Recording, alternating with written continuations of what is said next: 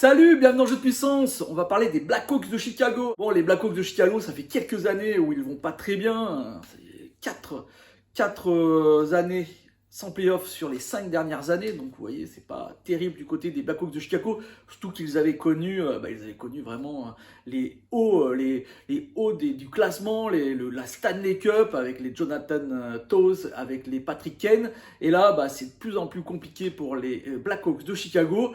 Et donc la direction a décidé de faire une reconstruction. Bon, ça a été vraiment radical, vraiment très très radical. Cette saison, les Blackhawks, il n'y a que des vétérans, même pas de petits jeunes qui vont commencer, ou peut-être quelques petits jeunes, parce que ils veulent perdre. C'est évident quand on voit les actions qui ont été faites par les dirigeants des Blackhawks pendant l'intersaison. Ils ont donné de très bons joueurs qui étaient jeunes et même qui commençaient à avoir 25-24 ans, avec des Dominique Coulibaly qui sont partis, des Kirby Dash qui est parti du côté de Montréal, des Dylan Strome. Donc vous voyez vraiment Alex DeBrincat qui est parti lui aussi. Donc c'est vraiment incroyable. Ils ont vraiment tout lâché, mais surtout leurs jeunes presque, des jeunes joueurs qui avaient commencé à prendre de l'expérience. C'est assez surprenant. Une reconstruction donc totale. Ils veulent perdre, ils veulent avoir le premier choix de draft, on va dire. Donc ils commencent déjà à tanker, comme on dit. Alors tanker, ça veut dire que à un certain moment de la saison, quand on voit qu'on n'a rien à gagner, on essaye de perdre le plus possible pour pouvoir être le plus bas au classement, car comme on le sait, c'est les équipes le plus bas qui récupèrent les premiers choix de draft. Et eux, ils ont commencé même en début de saison de tanker, même avant que la saison commence. Donc c'est vraiment incroyable. Je peux dire que pour les fans des Blackhawks de Chicago, à mon avis, ça va être très compliqué. Bon, on va quand même regarder cette équipe un peu plus en détail.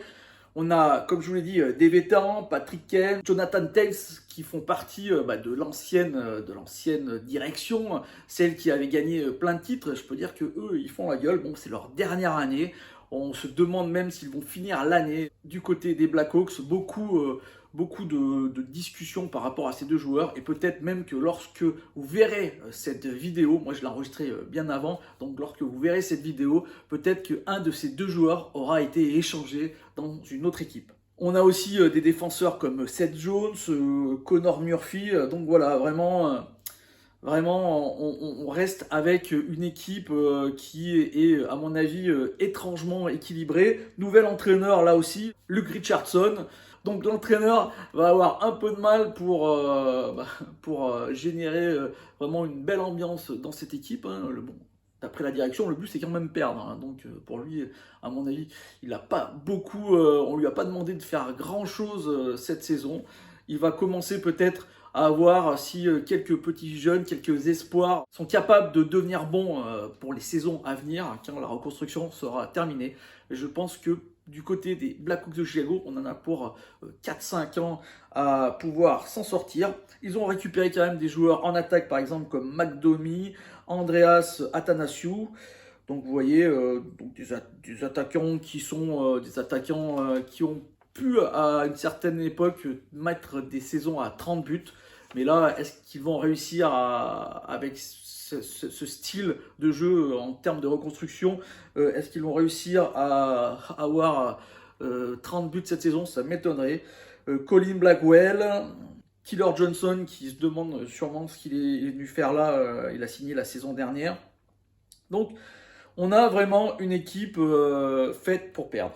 C'est comme ça que l'ont défini tous les spécialistes. Ils ont aussi récupéré le défenseur Jack Johnson qui vient juste de gagner une Coupe Stanley pour une dernière année de contrat. Encore là, un vétéran, donc vraiment beaucoup de vétérans.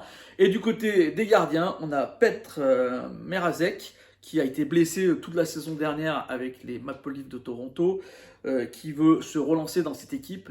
Ça va être compliqué pour lui. Et en second, on a Alex Stalock. Mes prédictions pour cette équipe, là ça va être super facile. Donc cette équipe vise la dernière place de la division centrale. Attention, il y a les Coyotes de l'Arizona qui donc peut-être une bataille entre ces deux équipes pour atteindre la dernière place, pour récupérer le premier choix de draft qui devrait être un très très bon choix. Mais ce ne seront pas les seules équipes à se battre pour ce premier choix de draft pour la saison 2023-2024. Donc ne rien attendre de cette équipe. Je vous conseille, par exemple, si vous pariez, de ne pas rarement parier pour les Blackhawks de Chicago. Je ne pense pas qu'ils feront grand-chose cette saison. Voilà, j'espère que cette vidéo vous a plu. Si c'est le cas, n'hésitez pas à me faire un petit like, un petit commentaire ou à la partager.